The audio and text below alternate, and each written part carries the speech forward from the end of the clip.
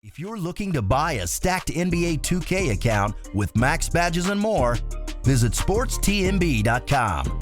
He has been in the community for years and has hundreds of reviews. Click the first link in the description to get your account today. Before this video starts, if you enjoy this video, there are many more like it already on the channel, with many more like it to come in the future, so subscribe. I am trying to hit 100,000 subscribers by the end of the year, so I would really appreciate it. If you're looking for some sports talk while the world is on fire, I upload almost daily, so this is the place for it. Also, real quick before we get into the topic of this video, there is not a new episode of the podcast, but our podcast has recently been put on Apple Podcasts, so if you've been waiting for it to be on that platform, it is now on that platform. Go ahead and give the podcast a 5-star review while you're there. Today, I wanted to talk about Ben Simmons and why I believe he is underrated. Now, in the past, if you really look at the catalog of videos on this channel and you see Ben Simmons come up, I seem to be really high on him or really low on him. I tend to go back and forth on Ben Simmons. I've gone from basically he is only so useful without a jumper, like a player can only be so good without a jump shot, to more recently I've said that Ben could be so good that the Sixers should trade Joel Embiid, and then I've gone back to thinking he's basically a bigger Draymond Green, back to thinking they should trade Joel Embiid, and as of right now, I think I've finally landed on how good I think Ben Simmons is. Basically, I feel Ben still could be an unstoppable player. However, he would need the right team around him in order to be unstoppable. Now, needing a team to be perfectly catered to you to the extreme that Ben Simmons does is definitely a negative, and I think it lowers your value overall.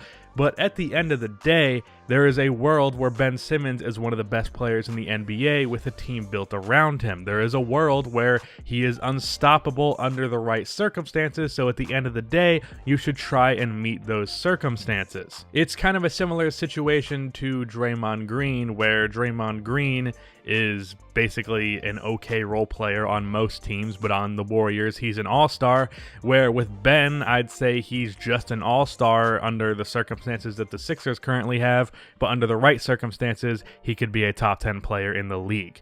So it's basically a more extreme version of that. Now, what are the circumstances that Ben needs? Well, I think it's pretty obvious that the team needs a lot of spacing and shooting. Like, having a guy on your team that cannot shoot the ball at all is definitely something that needs to be compensated for with a bunch of shooters on the perimeter. Also, I think it would be best for him to play with a shot creator of some kind, because he's not really someone who can create his shot off of the dribble outside of attacking the basket, because he has no jump shot. And I also believe that he should play with another playmaker. One, because it's, as I've made clear, never a good thing to have just one guy being the playmaker. But two, I think Ben would be very useful in the pick and roll as a playmaker. Again, kind of similar to Draymond Green, just a way better version. Imagine Draymond Green's playmaking out of the pick and roll with a bunch of shooters on the perimeter, but Draymond Green is also a guy that could score 20 points per game and is unstoppable going to the basket. As of right now, the Sixers do not have really any of those things. There isn't a secondary playmaker on this team. The shooting is very piss poor. There's not a shot creator to be seen here. They were hoping Markelle Fultz could be that, but he was terrible. Whether that was their fault or his, probably their fault. Jimmy Butler left after a year. Tobias Harris is a decent shot creator, but he's also not an elite one or anywhere close to that, so there is that, and he's also not an amazing three-point shooter. So right now, the Sixers do not have what they need, which is what I think has given Ben such a bad rap. He's just in a bad situation. See, I've criticized him in the past for not being successful without Embiid, but I think I'm going to have to take that one back, because I now realize that removing Embiid doesn't suddenly make the Sixers a better shooting team. It just means that the defense can focus on Ben even more, with the poor spacing still being there. So I don't think Embiid is necessarily individually holding back Ben Simmons. It's really just the construction of the roster overall. However, if the roster was built perfectly outside of Joel Embiid, I do think Embiid would hinder Ben Simmons. Also, I do think Ben has made some underrated improvements this year. He is shooting a career best 58%, career best 64% of his shots coming right at the basket on basically his same career efficiency from 0 to 3 feet, which is 70%, which is elite. So he's getting to the basket more than ever and shooting the same elite percentage at the basket. I don't understand why he isn't shooting more than 64% of his shots at the rim, but that's still an improvement. The others I are going to assume are floaters and short mid-range shots. And then really his massive improvement that I don't think has been given enough credit is that he has been a phenomenal defensive player this year. See, in the few years before this, I'd always thought that Ben had some serious defensive potential, but he didn't seem all that interested in really using that potential or becoming an elite defender. But this year, he has been more than an elite defender. He is an all-defensive level defender. He is maybe even an all-defensive first-team level defender. He is very similar to Giannis on defense in that he can defend really 1 through 5. Some 5s, like the really big ones, he can't really defend, but for the most part, he can defend 5s. And he is incredibly athletic, as we all know. He has long arms, he has a high vertical, he can block shots, he also plays the passing lanes very well. He's led the league in steals this season, averaging 2.1 a game and having the most total.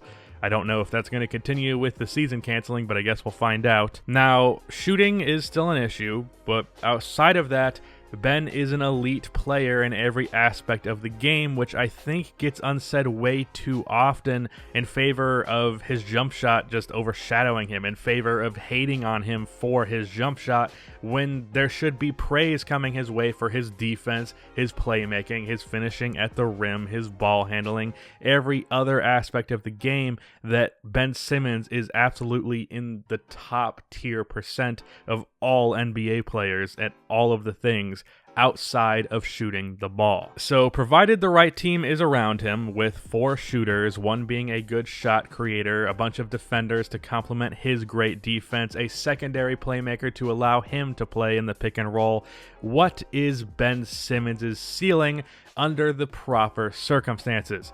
Well, I think he could basically be a B+ poor man's Giannis with better playmaking ability, averaging, let's say, 24 points, 9 rebounds, and 9 assists. I don't like players averaging that many assists, but I think Ben would probably do that. He would be one of the best slashers in the NBA, use his size, speed, athleticism, strength, and all of that, his IQ, to get to the basket at will, and he would be unbelievable as a drive and kick player, because when he doesn't have his shot, there will be shooters on the perimeter who can all nail their shots. I think this team could keep Tobias Harris as a stretch 4. He is still a good shooter, just not an elite one, which this team really needs, and he's a decent enough shot creator. And then let's say a guy like CJ McCollum for the shot creator on the team. It doesn't have to be an all-star or superstar level shot creator paired with him. So a guy like CJ who can also spot up and shoot the 3 as the shot creator, Tobias Harris as a secondary shot creator. Hopefully some other player, or maybe a forward, maybe CJ does it, that can also play make for Ben Simmons in the pick and roll. And also, I don't know that you would actually go with a center on this team. I honestly think Ben Simmons could play center. I'm more in favor of the small ball view of the game as of late, so I honestly would not be against that.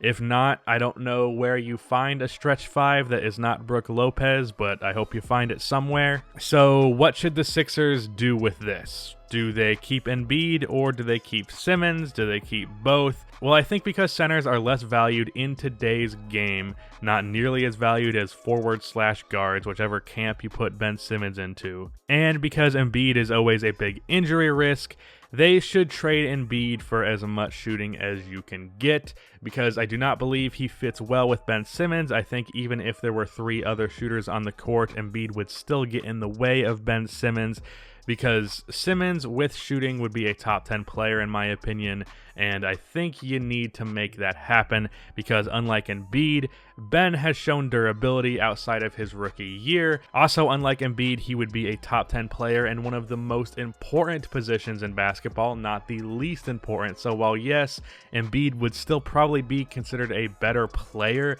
than Ben, Ben would be a more impactful player because he plays a more impactful position. So in my opinion, the Sixers should build around Simmons, surround him with shooting and shot creation because he can be very, very, very good under those circumstances, and he should have longevity that Embiid does not have.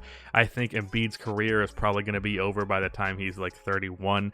Don't think that's going to be the case for Ben Simmons, and he also plays a more valuable position than Joel Embiid.